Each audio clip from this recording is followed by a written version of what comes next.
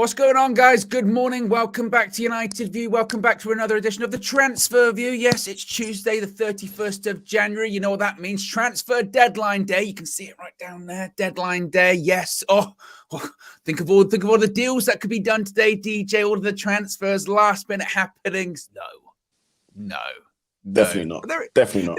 There is some stuff to discuss this morning, more so for the summer, a couple, maybe some outgoings, and Anthony Elanga, 10 loan offers apparently for him. Harry Maguire, there was a loan offer allegedly made for him yesterday from Inter Milan. Going to be talking a little bit about the summer.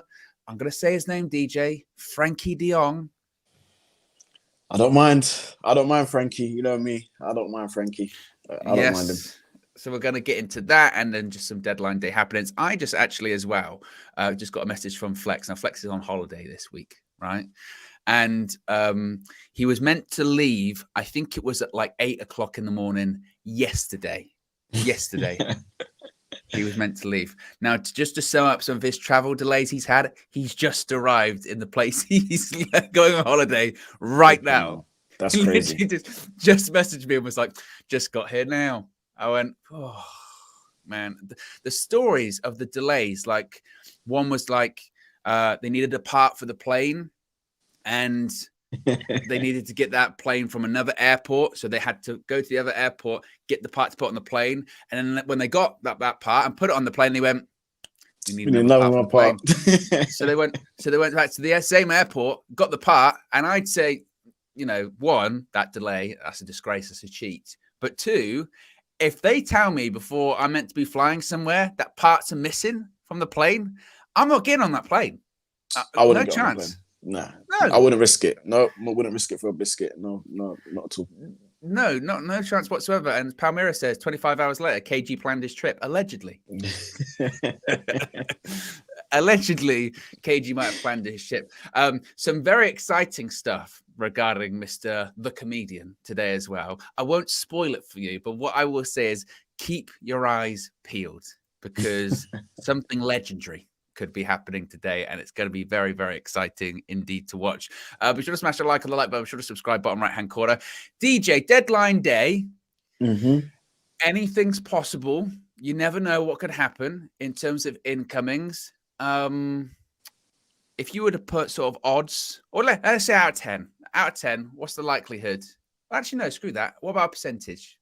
A percentage chance of Manchester United doing any business today? About 20%, if that. Probably say 10%. I was going to say 20's high. 20's high. Yeah, I just had to kind of like think about that. But I think 10%, yeah, we're kind of just in a position where, if a loan happens, and that's about it. Like miracles, absolute miracles would have to happen for us to sign someone, for a decent fee, and that's a decent player. So let's just say 10%. We'll keep it at that. I'm going to go with a whopping 1%. Manchester United, it's zero. Manchester United, zero. We're not getting anyone. We're not. Of course, we're not.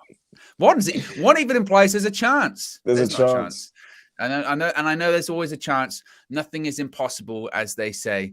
But this would really have to come out of nowhere. Now, granted, DJ, when we signed Wout Weghorst, where did that come? It came out of nowhere. Literally. It did come out of nowhere for that one. Even so, and because there were some complexities with it, he was on loan somewhere else, and you had to pay to terminate that loan, and then get him from Burnley. It took a few extra days. We don't have extra days. We don't have extra time. So it's today. It's today. It's deadline day today. So no, I would be very, very surprised if we got anyone. Like I said, I think the main focus will probably be outgoings. And to be honest, I think it's all eyes looking forward to the summer. And even planning for the summer is somewhat curious because I suppose you have to look at it as business as usual. You have to, plan as if you mean to go on with summer targets and be doing your due diligence and having your conversations with people that you would be interested in. But at the same time, you've got this big thing hanging over you, which is who's the new owners? Who are they going to be? What money is going to be available? All that kind of stuff makes it quite difficult. But Erik ten Hag, he's a man of details, is he not? So I'm sure he's already thinking about who he's going to be signing in 2 years' time. Yeah. 3 years' time. That's what he does, right? Yeah, of course. And, I think despite us not knowing who the owners are going to be, we have to drop our plans, because if and when that owner comes in, we need to hit the ground running ASAP. So the targets would have to have been identified. The profile of the player would have to have been identified. And around about, values for those players would have to be already identified. So I'm pretty sure that Ten Hag would map all of that out until, the owners come in, and then he knows what budget he needs to work with. So yeah, I don't think we'll take the foot off the gas in that respect. Daniel Luciano with the super chat says, you guys make waking up at 4 a.m. so much easier. Big up, Daniel. I mean, 4 a.m., that's a 5-hour time difference, DJ. That's good maths for this time in the morning. That, to me, I mean, Daniel, is that East Coast of America, I think? Yeah. 5 hours behind? Around the East Coast areas like Boston and all those places. New York. New York. Yeah. New York's. Someone said here as well, someone said this, All Elite says DJ still got a hangover from his 13 litres of petroleum yesterday. Hey, it might make a return. And look, hey, there we go. There we go, people. There we go. There were so many comments about that yesterday. Yeah, I know. It was quite fun. This is here. 20%. Wow, DJ. What was in that canteen yesterday? Wow. Let's get the lights up this morning, and I'll tell you exactly what the ingredients are in that. Exactly. It's a strong amount of hopium in that water this morning. Hopium. Yeah, it's a strong amount of hopium. I did see someone say, I missed the comment here. It's basically saying that I think this deadline day for maybe people like us is watching, say, Chelsea and going, what are they going to do? Basically, yeah, it's Chelsea watch at the moment. It's Chelsea watch. It is. They're literally, it's something out of fantasy football. Like, we'll just sit here and just wait for them to make the next move.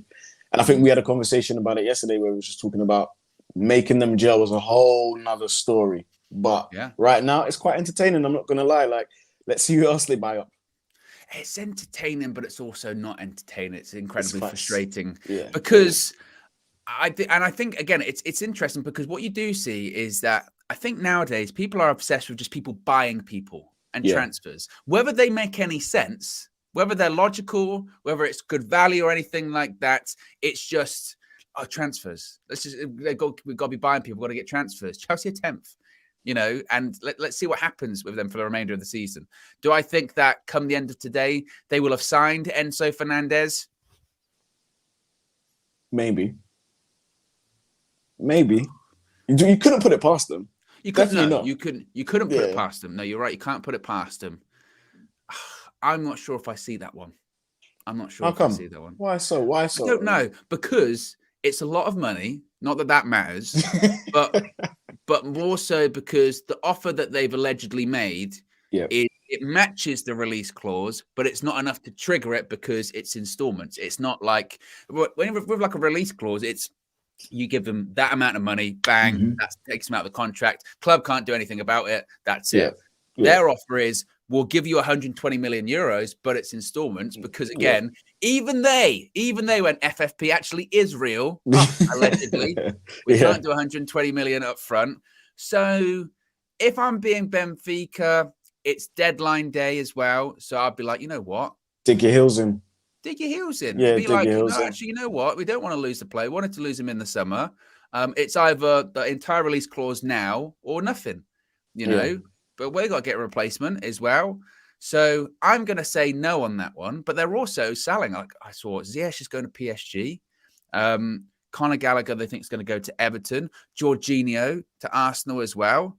Like this is it's incredible what's going on right now. We've entered is when you're playing Football Manager after sort of season 3 or 4, you start to see weird signings, stuff that you go that would never happen in real life. Isco, Union Berlin. Can you believe that? Don't even know who they are.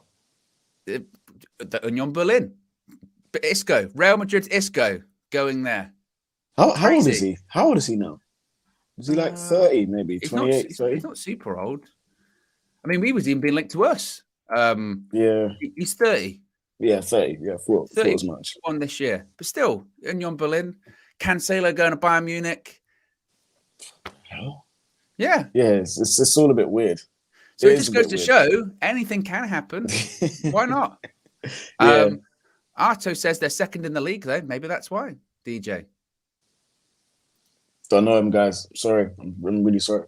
The lack of Bundesliga knowledge has been completely shown up here. What are they called again? Union Berlin. Union Berlin. I've seen the name. No interest. Sorry, guys. DJ doesn't know. I've seen the name. I've seen the name. I've seen the name. One of those ones. When people go, do you know so and so? It rings a bell. Rings a bell. Yeah.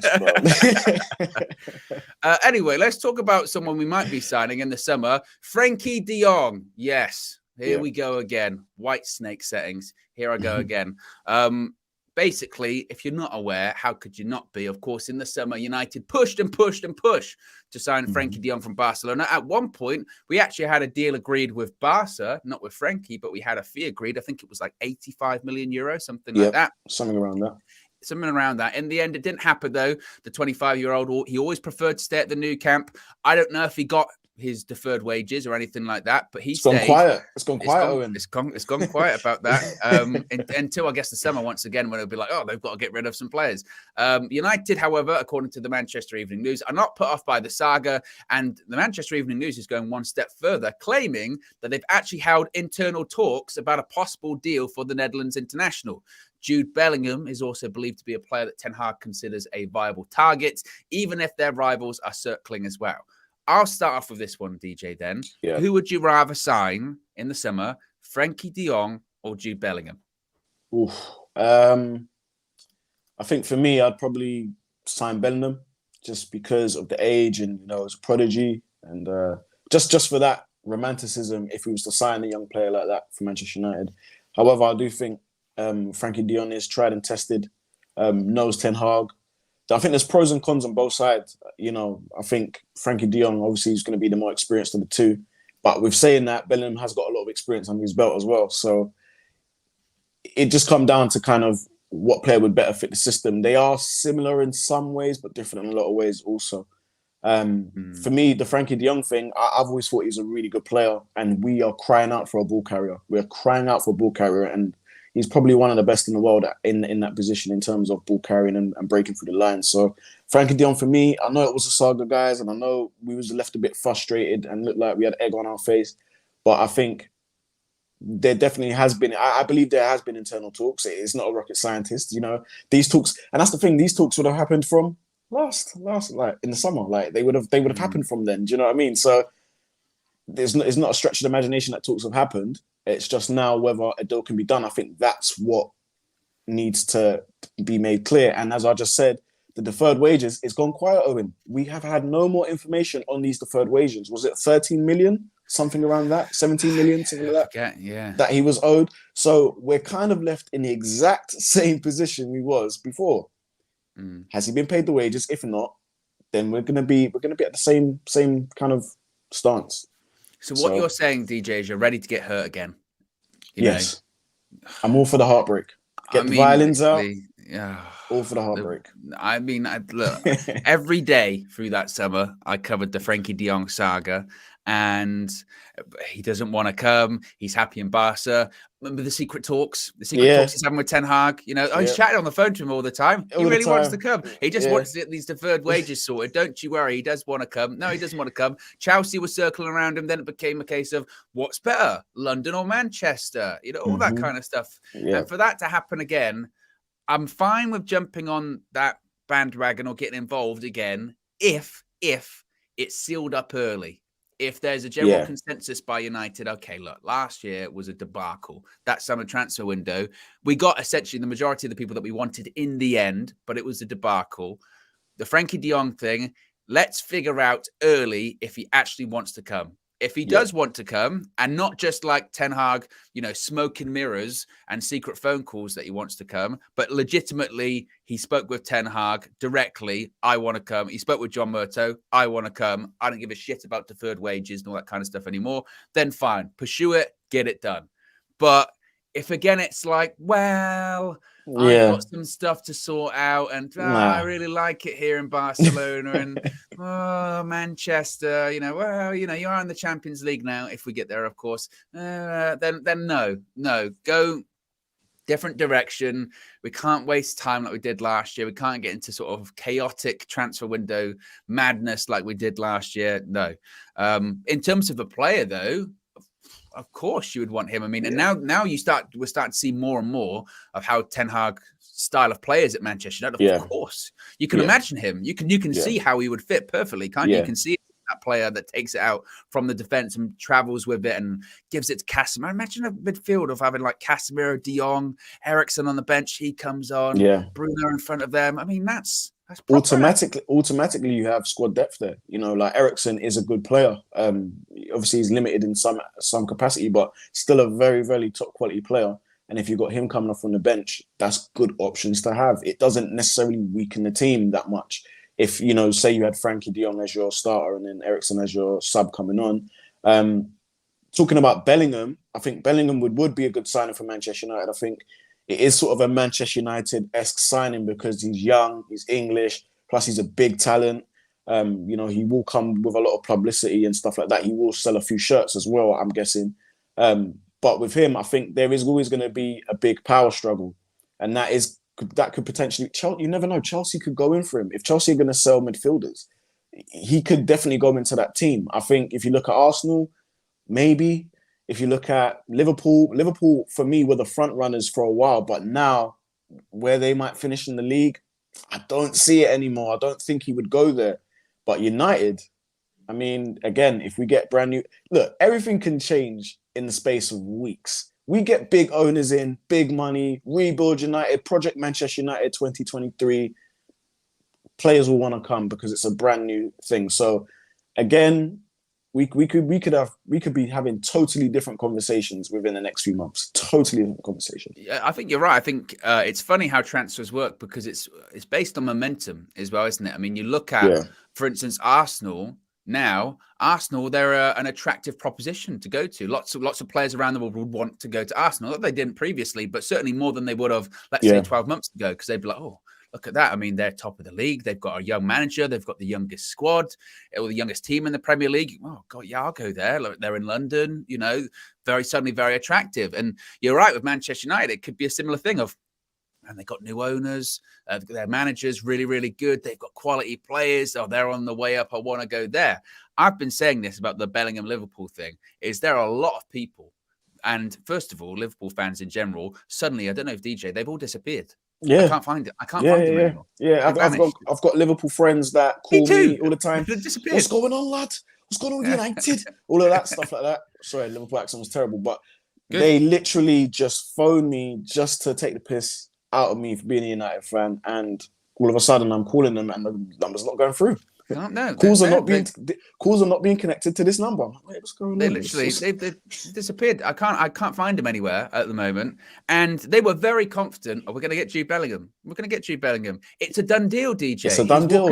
He's walking around with Trent Alexander-Arnold at the World Cup. He was walking around with him. He idolizes Steven Gerrard. He idolizes him. Now, and he's a Liverpool fan. Even if he's Jude Bellingham. He's one of, if not like the hottest prospect in the world at the moment. I mean, we don't know where Liverpool are going to finish, but if they finish outside the top four, which chances are they will, if they finish outside Europe, like, is he actually going to go there? Like, really, realistically? Exactly. You know? I don't think he's going to. I don't think he'll go to United. My feeling is he'll go to Real Madrid. And that's terrifying, to be honest. Because they're midfield already. Camavinga, Tchouaméni, and him. Yeah. That's sorted for another like 15, 20 years, literally. It's insane. Don't worry about it. Yeah. So, but again, that's momentum, because if it was this time last year, it'd have been like Liverpool, really attractive proposition, you know, Jurgen Klopp, fantastic manager, fighting on all fronts and all that kind of stuff. And now, completely different. Like, football changes so fast quickly, and transfers depend on that too, because players want to go where they're going to win, where they're going to achieve things. And that's not to say at Liverpool that he wouldn't, but it might take a little bit longer. And Jurgen Klopp, does he have any? He doesn't really have that I can think of a track record of rebuilding things in the same way he's got to rebuild Liverpool at the moment. And that might be a thing for Jude Bellingham. Now, I've also heard people go, yeah, but he can go there and he can be the centerpiece of that rebuild. But I mean, plenty of people have come to Manchester United over the last decade to be the centerpiece of a new rebuild, and it ain't worked. And it hasn't worked. Ask Paul Pogba. How did that centerpiece of that rebuild go? Not great. Now, I'm not saying that Jude Bellingham's Paul Pogba. I think he's quite a lot better, to be honest. But, it's funny how football works in that instance. It works it changes so quickly. And who would have said in 6 months' time Manchester United would have been playing, really good football. Everything would have quietened down. Players would have improved. Rashford would have been on this goal scoring run. I would have said, hell no. I was one of the people that said Rashford was done. I put my hands up. I said he was done. I said he couldn't get any better than he is at this moment. And he's literally proven me wrong every single week. So football is a funny old business. It is indeed. Bellingham possible. Liverpool, like I said as well, just... I could go on for a while about Liverpool because they've been very noisy for a couple of years, noisy. and now they're not. I was going to go on. Was it with Liverpool? Was it like one Prem in like the space of 5 or 6 years or something like that? That's what I was going to say, DJ. I've still heard pundits, and this is why some pundits are just ridiculous. Yeah. I've heard, and this was discussing Jude Bellingham. I think it might have been Danny Murphy, so there might have been a little bit of bias involved in that one. But he was like, "Oh, Jude Bellingham would want to go to Liverpool because last season they were just minutes away from doing a quadruple." And I went, "But they didn't. Like you can't say you were minutes away from doing something that you didn't do." You go, "Oh yeah, that team last year nearly won the quadruple," but they didn't. They won 2 trophies. They won the FA Cup and the League Cup. 2 trophies that we're going for this season, and they had a parade. DJ, are we going to do the same thing? And he won't give us any credit. He won't give us any credit if we was to win those 2 cups. No credit. No credit. So we can't hang our hats on that as the greatest achievement. I mean, they've won cups. That's good. But, Jude Bellingham's going to want to go to teams that are potentially contending for the title or the Champions League. And that's it. Yeah. It's true. A bit off topic from transfers, but obviously last night we found out who we're getting in the FA Cup 5th round. West Ham at home, another home draw. I think they were saying we've had like 9 consecutive home draws, which the odds, by the way, of that, I can't remember who put it on Twitter. It might have been Samuel Luckhurst, I think. So the odds of it are like 500 to 1. Crazy. of that happening. Nevertheless, West Ham at home, the fixture list is going to have to be changed because we're meant to be playing West Ham at home on the 27th of February. On the 26th of February, the day before, we're meant to be playing Brentford at home. So I don't think that's going to happen. No, definitely not. They wouldn't do that to us. The day before. But still, what are your thoughts on West Ham at home 1? And just that fixture list in general is so compact. It's insane. Yeah, I think West Ham at home, I definitely think we can beat them. I think we'll have too much for them.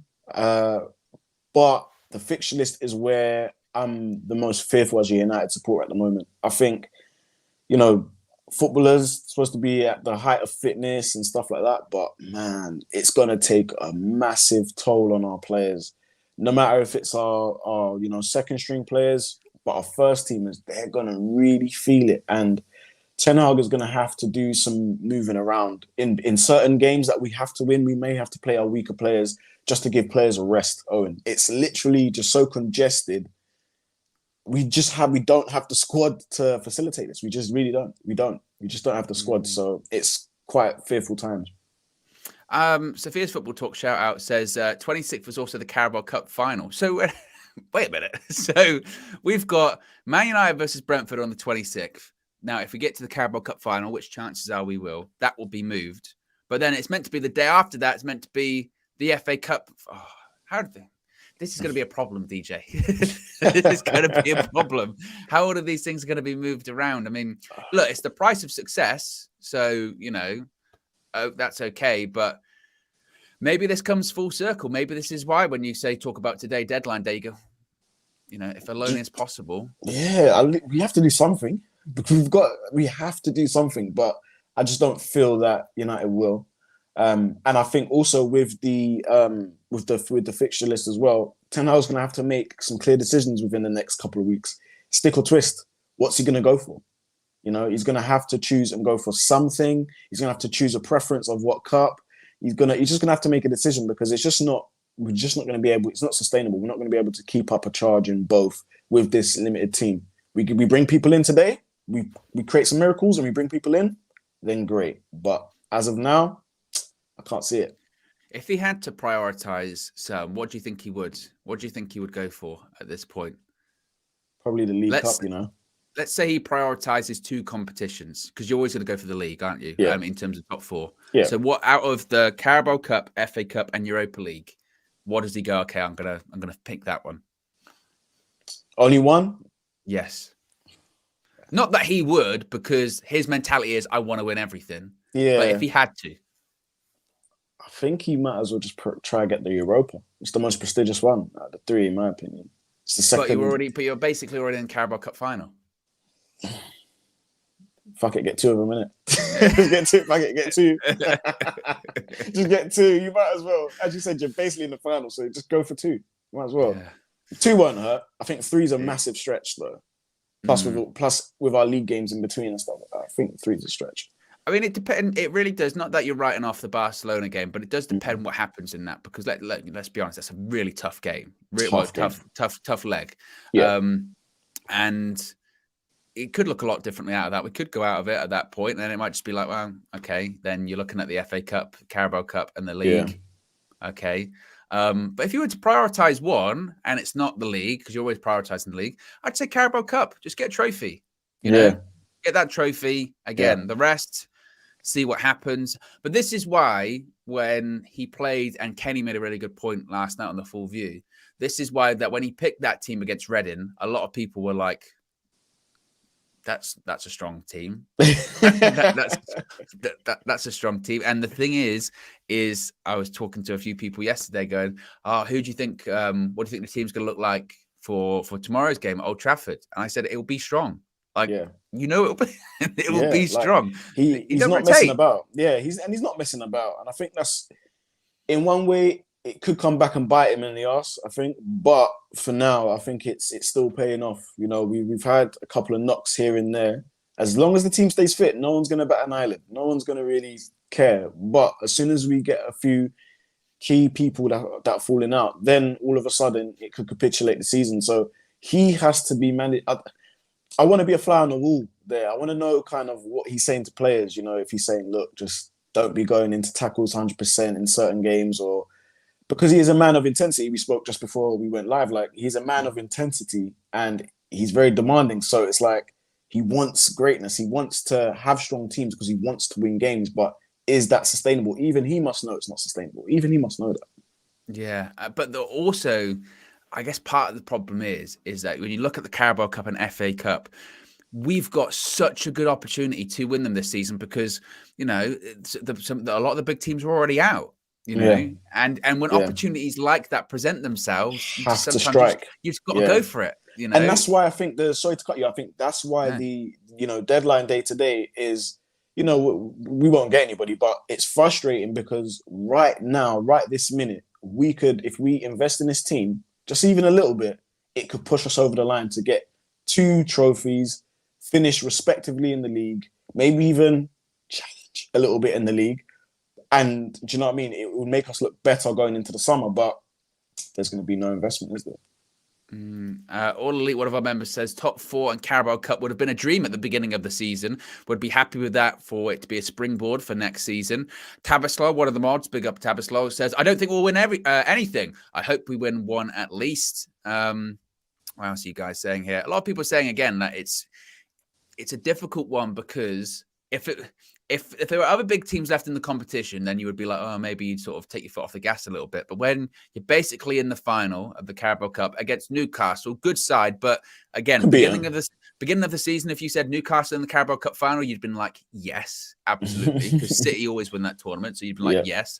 And then FA Cup, you'd have said you're in the 5th round, but what? Chelsea are out, Arsenal are out, Liverpool are out. You'd been like, yes, you know, And even if, again, it depends on the draw. I was thinking this last night when they were doing the draw. I thought they're going to pull us out against City.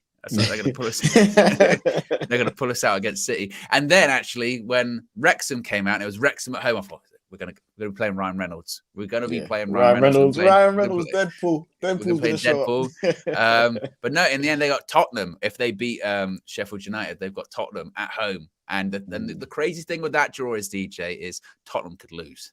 Yeah, they could lose to a national side, a national league's Wrexham. That is very real. and I would love to see it. I would love to see the expressions melt down and the puns that would happen if Ryan Reynolds, Deadpool, beat Spurs. Do you reckon he'll come out in a suit if they win? He was there at the weekend, and by the way, the match against Sheffield United was brilliant. It was 3-3. It was a proper cup tie. The defending was absolutely horrific. But he was there, and he was rushing out and in his little box and giving out all that, and then he's like, because they scored to make it 3-2, and Sheffield United were down to 10 men. And when they scored, I think it was a few minutes left. And the commentator, talk about curse, the commentator was like, they're through to the next round. Wrexham are through to the FA Cup 5th round. And then they equalised. I was like, oh my God. Yeah, it's like, you can't say that. I'd be livid. Jonathan Pierce, how dare you? But look, like I said, imagine getting Wrexham. But like I said, Spurs, if they... I honestly, I cannot express expressions enough how much I will enjoy that if indeed Wrexham beat them. Dale Barbie, the super chat says, MUFC had a midfield crisis of sorts with Van der Beek and Eriksen injured. Casemiro at Fred pivot could work in the summer. We should go all out for Frenkie de Jong and Kane. What are your thoughts about Casemiro and Fred as a partnership? I mean, remember when Casemiro brought in, it was obviously going to get the best out of Fred. I mean, can that work for the time being? Yeah, I think it can, and I think it has to. I do think and I think Fred has got increasingly better over the season as it's gone. In the limited time he has had, he has come on and he has affected games. That's the pivot for Brazil at the moment, I believe. So I think it's the next best thing. I do not want to see McTominay next to Casemiro. Please no. And at least with Fred and Casemiro, you're going to get them covering ground. You're going to get the tackles going in. You're going to get the ball moving quicker. It's time for Fred to shine. And, Fred's probably going to have an opportunity now. And it's time for him to literally shine and put his stamp on his team. And one thing we do know about Ten Hag is, as I said it before, top of the show, he likes intensity. Fred will give you that over 90 minutes. He will run his socks off. And we will close down a lot of those spaces that appear in the middle. And he's got Casemiro there as a backup as well. So I think those two, that's the next best thing. But we ideally want a ball progressor next to Casemiro. That's what we really want. And now we can start to see Ten Hag's team taking shape just a little bit. Weghorst, he isn't our number one striker, but you can kind of see what he offers and you can kind of see the blueprint in what Ten Hag wants. And I think that's so refreshing for us. I think that's so refreshing for us. So Fred coming in, he has to be Fred. I think it's a good point with Weghorst. I think, like you said, I think he's doing a good job. But you can see, imagine we had someone like that, but better. Imagine how good that could be. And Fred, I think Fred can do a job with Casemiro for the time being. As you said, the international player. Like, it was Brazilian samba all over that pitch. Old Trafford the weekend, wasn't it? It was Casemiro, Fred scored, Anthony got assists. We've got a massive Brazilian connection going on there, Diogo Benito. So, I mean, who knows? They might get the best out of him. WJ Barrett says, Frankie clearly wanted Champions League. He ain't going to Chelsea or Liverpool. We've got a clear run. I'm all for Frankie over Bellingham. Well, it's a good point you make, WJ Barrett, in the sense of he really wanted Champions League football, and it looks like Chelsea, they're not getting it. Despite their attempt to buy it, they're not going to be getting Champions League football unless, as I say, there's still a lot of the season to go, so you never know. WJ Barrett also says, we forget the trauma of last season. Erik ten Hag will be aware of it. We rotate. We are playing Ollie's team, and we know the weak mentality of those players. I think basically saying, and this is kind of true, DJ, that the reason Ten Hag doesn't like to rotate is because clearly he just doesn't trust some of the players to get the job done early on. I mean, even against Reading, once we went 3-0 up and he took all of those players off, I mean, the big hitters, the leaders, your Casemiros, your Rashfords, etc., Bruno, he took them off. United, obviously, that would make any team look worse, but the mentality or Ten Hag's mentality isn't there necessarily in some of those players. Yeah. And that's why he doesn't want to rotate, because he doesn't trust them to get the job done. Yeah, and I think mentality maybe is a kind way of saying it. I just think some of the players aren't good enough. They're not good enough. No offense, but the McTominays of this world, not good enough. So I think he rather just bring in some of the younger players who are, promising, have promising futures, who are talented. He probably thinks, I'd rather play these kids than sort of the older players that were here, because they're just not good enough. And when you look across all the top teams, United, in a sense, probably has one of the weakest squads as a whole. Like, we have good players, but weaker squads as a whole. If you really line us up with the cities, and even Arsenal starting to, add depth to their squad. After Casemiro, who'd you play? There's nobody. Yeah, There's but the nobody that Casemiro comes in. Casemiro one's different, isn't it? Because he's just irreplaceable. I mean, if he came out of any side, you'd be like, how do we replace? I mean, we're talking about a player that's in the conversation of being like one of the best midfielders in the world at the moment. Like, and in terms of our striking department, Martial. Well, we've got Weghorst now, but who'd you play? If something, God forbid, happens to Weghorst, who'd you play? That's an issue. That's an issue. Sancho's not about right now. Sancho's not about right now. So something, God forbid, happened to Rashford. You play what? Garnacho, kid, still unproved. Well, still he does his thing, but still, come on, really? So, yeah, there needs to be strengthening across the board for United, and he just doesn't trust these players. Some of them aren't good enough yet. So. No, I agree. WJ Barrett says, to echo the previous comment, Fred and Cass is strong. They are strong. Again, I think Fred's one of those weird players, isn't he? Because he just gets a lot of disrespect. He fluctuates though, because he could go from being the villain one day to being the hero the next. So literally, it's true. Like, he can have a performance against. I remember Spurs at home this season. He was brilliant, absolutely brilliant. And then like the next game, a few days later, he can be absolutely shocking. Yeah. That's Fred. That's Fred. That's what you get with him. Be sure to smash a like on the like button, guys. Be sure to subscribe, bottom right hand corner. Got over 1,000 people watching. Only 188 wow. likes. Guys, remember I told you, look, if you want to know what's in here, just you got to get the likes up, man. Exactly. Well, there's lots of different things the likes can go up for. If the likes go up, the DJ jug emoji can be added. I mean, we've got lots of emojis in the UV members club, but DJ needs one, but I think the DJ jug needs one as well. With the hopium in liquid form that he's drinking. So yeah, get up to 500 this morning. It will be added in. Guaranteed. I promise it will be added in, guaranteed. So if you haven't already, click that like button. Be sure to subscribe as well, bottom right hand corner. Let's talk about Harry Maguire, DJ. Oh, what a fun topic. Yes, well, as we are on deadline day, it's been reported that Inter Milan have inquired about the possibility of taking Harry Maguire on loan until the end of the season. This is according to the Daily Mail. Of course, the England international has tumbled down the pecking order at Old Trafford over the course of the season, with even Luke Shaw rising above Maguire to become a left centre. Actually, because of Luke Shaw's form at left centre back. But again, we was talking about, squad depth and the amount of games we're going to have to play. I think you're going to need Maguire. I think you're going to need him. So in that respect, I don't think Ten Hag will let him go. And I think Oli did something similar where he just kept so many players against their will. People wanted to go out on loan. He was like, no, we need you just in case. And that was during the tail end of COVID. So I think now, because of all the competitions, I think we'll keep Maguire. I think Ten Hag's just thinking, look, I can't lose any senior players at this moment in time. It'd be kind of like shooting yourself in the foot, I think, if you did that. Yeah, I mean, like I said, I think it's unlikely. I think it's unlikely that he'll go again. My feeling is that just again, why? This is the thing. I'll get it out eventually. This is the thing. And by the way, apparently, we're back. Apparently, we froze for a second there. Wow. I didn't.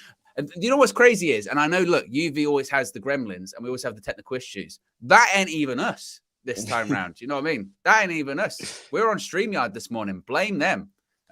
We're fine with internet issues or anything like that. Nevertheless, we're back.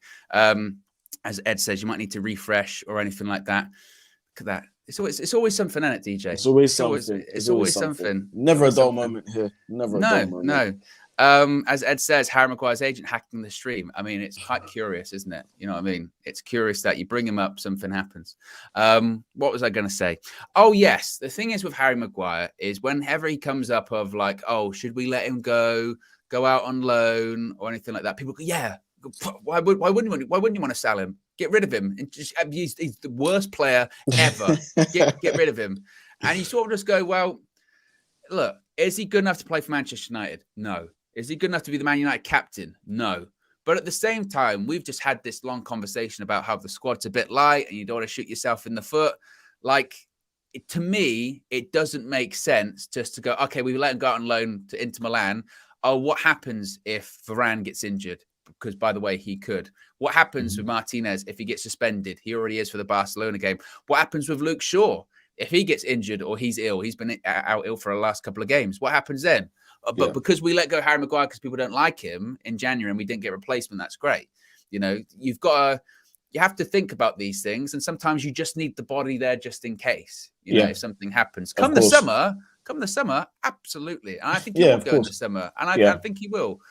Because he knows. I mean, he was even asked the question during after the game against Reading about not playing and all that kind of stuff. But as of right now, that doesn't, I just don't think that's not a good decision. It wouldn't be wise. Yeah, it wouldn't be wise at this time, currently during the season. But also, something that makes me uncomfortable with Maguire is, I don't know if it's the English press, but there is sort of a press behind him that really championing him to play.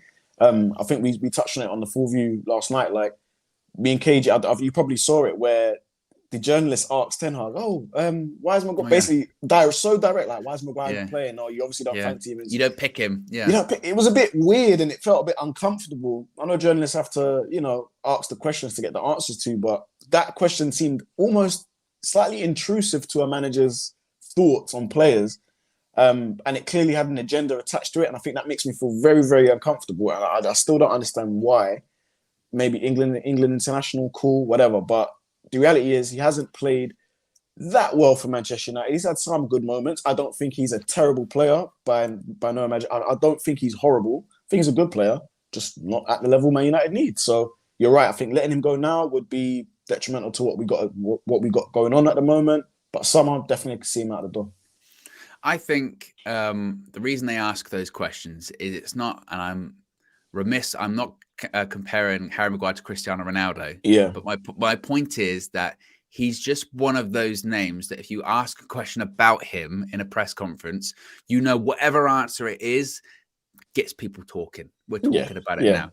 And that's why. And ultimately, what we saw in the past with the Ronaldo situation is that once they're gone, life's a lot easier for the manager because he doesn't get asked about them all the time. Yeah. Once Maguire's gone in the summer, then they're not going to be asked over and over again, what's going on with Harry Maguire? Like the captaincy situation, or why don't you play him? What's going to be going on with that? He'll be gone. And it's one less thing to be asked about, and he'll just be moved on. And again, I think back to Ten Hag's first press conference. And one of the first questions he was asked was about Harry Maguire and was about who's your captain. And he went, well, Harry's the established captain. And the reaction, DJ, the outrage of, here we go, another puppet, Eric Ten Hag. He's just a Glazer. Read between the lines. See you later, boys. That's what he was, Glaze. That's all he was, right? Where is he now? Harry Maguire. He barely plays. We're talking about him leaving in this. And that's the thing. People didn't read between the lines. I didn't go mad at that comment. I understood why he said that. Think about it. He said he's the established captain. Didn't say he's going to be my captain. What he said was true. He is the established captain. He made a statement which was factual, and everyone went mad. But just read between the lines. He didn't say, he's going to be my captain to lead this team. And now if he did all of that, then I think everyone would be a bit like, But he just said he's the established captain. And that was it. He said he's the established captain. And he also said, I think at the time, I've been here, I think it was like 6 weeks. I have to see these people. I have to see these players and all that kind of stuff. Been here longer than 6 weeks. It's 6 months now. He's seen all he needs to see, DJ. I think, yes. He's seen all he needs to see. And Maguire's not getting picked. Yeah, and that was without a meeting with Ralph, right? Remember, Ralph wanted to have this meeting with him, and that was without the meeting with Ralph. He's come to his own conclusions, and by all assessment, it's just correct. It's correct. Oh, Ralph Rangnick, doesn't that feel like a lifetime ago? It feels right? like a lifetime ago. Ages ago, and it feels like years and years ago. Literally, that was a dark time. That was the dark times. Ralph Rangnick, and the best thing is, well, it's not best. It's just chaos. But like him, all of those press conferences. Ten Hag, you want to work with him? Yeah, I want to have a conversation with him. I'm going to work with him. Blah blah blah. Ten Hag goes in. No, don't want to work with him. And you know what? At the time, people were like, I'm not sure that's a good move. Why wouldn't you seek the advice of the guy that's been here and knows these players and blah, blah, blah. And he was right. Like everything with Ten Hag, he got it right. He went, look, that's a hangover of a really bad time here. That's a lot of negativity involved with that. And two, look, the guy's a control freak. He doesn't want to take instructions from someone else. He doesn't want to take, someone else going, you should go for this player or this player you should get rid of. No, I'm going to make my own mind up, mate. That's it. Yeah. That's it. And that's what, I think that's what, he's just like some of the players that he's bought. So Martinez and stuff, he's really endeared himself to the fan base just by his decision-making and him as a person. When we're not there on the training ground, so we can't see the coaching tactics. We see it play out on the pitch in live games, but we're not there to watch the intricacies of what he does. We're just seeing kind of how he presents to the camera, his words and his actions. And he's a person that says what he means, and he does what he means as well. Do you know what I mean? So I think I got that right. No, I got that wrong, didn't I? Says what he does what he, you know what I mean. I know what you mean. I think the community again. It's that hopium water. It's that hopium. Yeah. Double shot this morning. Morning. No, I think that again that the with the Ranić thing is because I still see this all the time, and it does make me chuckle. Is basically anytime anyone ever signs a player, it'll come out going, Ralph Ranić recommended him to Manchester United. Every single time anyone makes any signing, Ranić recommended him to Manchester United, and it's like, well. Okay, but we didn't get. I don't know. Like I said, the whole Ranić thing. I know he signed this confidentiality agreement or something like that. Whenever he does a book, it's going to be interesting. Yeah. It's going to be a fascinating book, I'm sure about that. I mean, he's done some interviews which he's kind of alluded to stuff and touched on stuff. It's going to be very interesting. But again, you can see certainly why Ten Hag just went, no, not even any disrespect to Ranić, because I do things my own way. That's it. And go for him. It's working. Still got over 1,000 people watching, guys. So be sure to smash a like on the like button. Be sure to subscribe as well, bottom right-hand corner. As we head into our final story, a departure possibly for Anthony Elanga. Possibly receiving DJ 10 bids for Elanga on loan. This comes from Fabrizio Romano on his YouTube channel. He said, quote, about Manchester United, I am told they received more than 10 bids for Anthony Elanga on loan. I told you about Borussia Dortmund, but I want to say also about PSV Eindhoven, easy for me to say, who are tracking Elanga. There are clubs also in Italy, so there are 10 clubs interested in signing Elanga on loan. It's really impressive because this boy has many clubs wanting him as on a potential loan deal for Manchester United. But at the moment, while I'm speaking, still no green light from Erik ten Hag. So let's see what he decides on Elanga. And then this morning, it's being said that Everton are also hopeful of bringing in Elanga to Goodison Park on loan till the end of the season. Sean Dyche, of course, new Everton manager, reportedly interested in bringing Elanga to Goodison Park. 10 offers. Do we see Elanga go out on loan, do you think? I think we do. I think it needs to happen. I think he's someone that needs to, be starting weekly. And because we need to see what he's made of. He has some good attributes, but I've never really 100% been too hot on the Elanga train. I'll be honest with you. I haven't really seen anything special from him just yet. But it's not to say that he can't develop into a great player. Everton would be a good move, I think. Have him in the league, see what he can do. By that face, I'm guessing maybe the league might be a bit of a step up. Maybe he goes into the Championship or something like that to get a run of games, just like the rest of some of the youngsters as well. So, yeah, I think he does go out on loan. I think 10 offers, do it. He needs to develop. I think Everton would be a bad move for him. I think that club right now is toxic. That club, you want to get out of that space when it comes to Everton at the moment. Look, they've got a great fan base. But that club is a mess. It's at the board level. I mean, talking about stuff about assaulting board members that might not have even happened, by the way. That's crazy. If it did, police reports and all that kind of stuff. So it's nuts. It's nuts. And I would worry about what's the right environment for him. Because it's one thing, look, playing games is great. But if you're in a team and you're playing every single week, but that team's losing every single game and it gets relegated, is that really going to benefit you? Or is it worth going to a club? I mean, if you've got to choose between Borussia Dortmund and Everton, you kidding me? Go to Borussia Dortmund. Of course. They're quality with developing young players. And that's a really good move for him that, frankly, you would even question, is he good enough to play for Borussia Dortmund? I mean, I think the jury's a bit out on Anthony Elanga. So that would be a fantastic move for him. Even somewhere like PSV and the Eredivisie, that'd be a great move. Go there, work under Ruud van Nistelrooy. Fantastic move for him. Everton, I would just say, I think stay away from that. I mean, I don't even know what's going to happen with Everton as well this season, DJ. I mean, I don't think they've ever been relegated. I think they're one of the few sides, I think. Sean Dyche, can he save them, do you think? Nah, I don't think he can. I think the writing's on the wall for Everton. I think, as you said, there's just been so much bad vibes and negativity behind the club, behind the scenes. And it's, I wouldn't say it's similar to us, but there is a lot going on there. And you can see it's translating out on the pitch. And when it translates like that out on the pitch, it only leads to one thing, and that's you going down the table. So, like, I think they're done for, man. I think it's over for them quite early on. I mean, if there's anyone that could save him, it would be someone like Sean Dyche, right? He could do it. But again, I don't know. I think they're in real trouble. And again, I think you have to look for the best environment. It's not just about playing games; it's also about the best environment. So if he were to go, like I said, I'd go for PSV. Actually, I think Dortmund would be a good move because obviously it's a big club. They're still in the Champions League, but you would then say, how often are you going to be playing? Because they still got really good players, Dortmund. PSV, though, where are PSV in the league? I know that they might be near the top. I don't think they are top. Let's have a look. I know Ajax, they're doing terribly. They're third, PSV. They're 4 points off top. They're only a point ahead of Ajax, actually. Nevertheless, I think that would be a good move for him. Eredivisie, good league. Everton, I'd be like... And to be honest, it could be somewhere else. We don't know what the other clubs are. If they're saying 10 offers... Yeah, it could go elsewhere. They said Italy as well, right? Italy as well, depending on where that would be. But to be honest, Erik ten Hag, he might just say no. That's a possibility too. We don't know. Could do. And I think it depends because Sancho potentially coming back for one of the wide spots. We don't know if that's left or right. We still have Antony at the moment. Palestri, question marks. Ahmad's not here. So maybe Elanga does come on. Again, we've got a lot of games. There's so many games. People going to need a rest.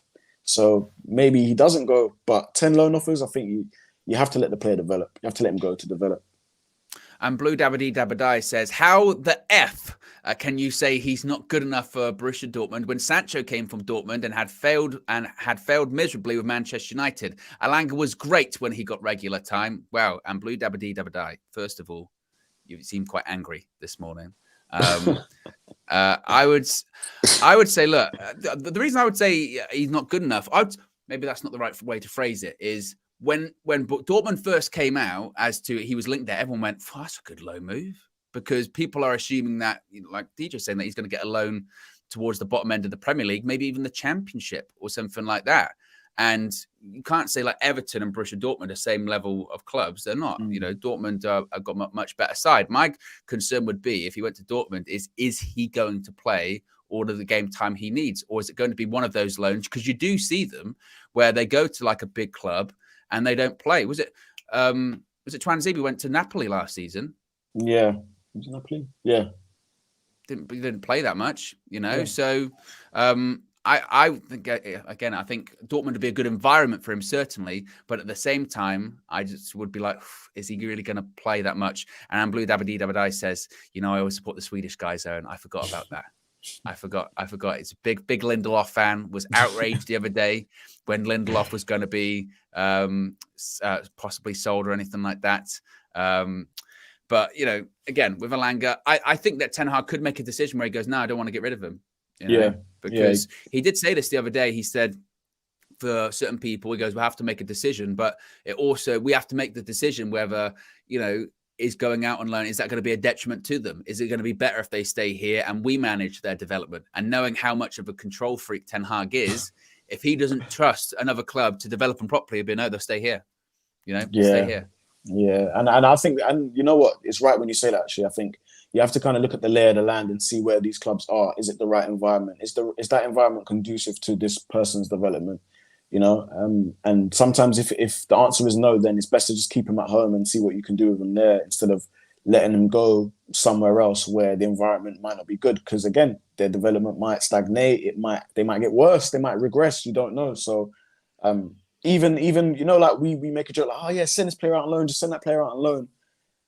I think loans are used for different players will benefit from loans differently, I should say. If it's a Phil Jones, mate, just go play, whatever, bye. But with Elanga, you're hoping to develop. Yeah, you're hoping to develop this player, so they'll go and learn to an environment that's going to help that development. Tony says PSV would be better since they lost Gakpo. That would be on the left-hand side. He could play on the left-hand side. I mean, that would work. And the thing is with Elanga as well, with his quality, it's just because last season was such a strange season for him to come into the side because United were rubbish. And he came in and he looked good, but I think that's just because he was playing to his level. But United's level was so low that it was like, oh, he might be really good. But then this season, when everyone's got back to their normal level and Elanga's still at his normal level, you go, actually, maybe is he good enough? But I think, like I said, PSV replace Gakpo there, get some game time. I think that would be a good one for him. But there you go, guys. Be sure to smash a like on the like button. How many likes did we end up on, DJ? Let's have a look. 298. Wow. Well. Apparently no emoji. There have to be consequences. There have to be consequences for your actions. We don't reward bad behavior. No, we don't. Well, we do because KG and myself are regularly on the channel, so we definitely do reward bad behavior. But we can get up to 400, 500. I mean, at the moment, there's over 1,100 people watching, and even if half of you right now hit the like button, we'd be well over 500. Easy. Come on, guys. Easy. It's possible. It's free. It's free. Let's have a look at the poll as well. This is why it's a disgrace. The poll, 900 votes. 900 votes in the poll. Less than 400 likes. And the poll was Bellingham or Frankie de Jong. And quite close, actually, but 52% say Jude Bellingham they would prefer as opposed to Frankie de Jong. Wow. Yeah. Interesting. Wow. That's very interesting. And Lil Yo-Yo with a super chat says, yeah, which is an LA Knight reference from WWE. And he did that the other day and I couldn't stop doing it, which is, yeah, he keeps doing that. It's going to go on the soundboard in the future, I'm telling you. Anyway, guys, look, there's plenty of UV content to come today. What's on tap? Well, there is a press conference today, which I believe is at 12:30, I think. So I'll be live at 1 to react to all of the questions asked. Also, there's going to be a preview. There's going to be a Manchester United versus Forest preview. That's going to be dropping at 6 as well. That's going to be with us two, DJ. With us two, yeah. With us two. And we'll be wearing the exact same clothes. It will look like we've just filmed it after this. I can't confirm or deny whether that's real. That's up for you, the audience, to decide if that's the case. This is the magic of television and broadcasting. So that's going to be dropping later as well. And also, what I will say as a bit of a teaser, just keep an eye on the press conference. Keep an eye out. Keep an eye out, guys. You'll never know who you could see. Anyone could show up. We'll speak to you again later on. Peace.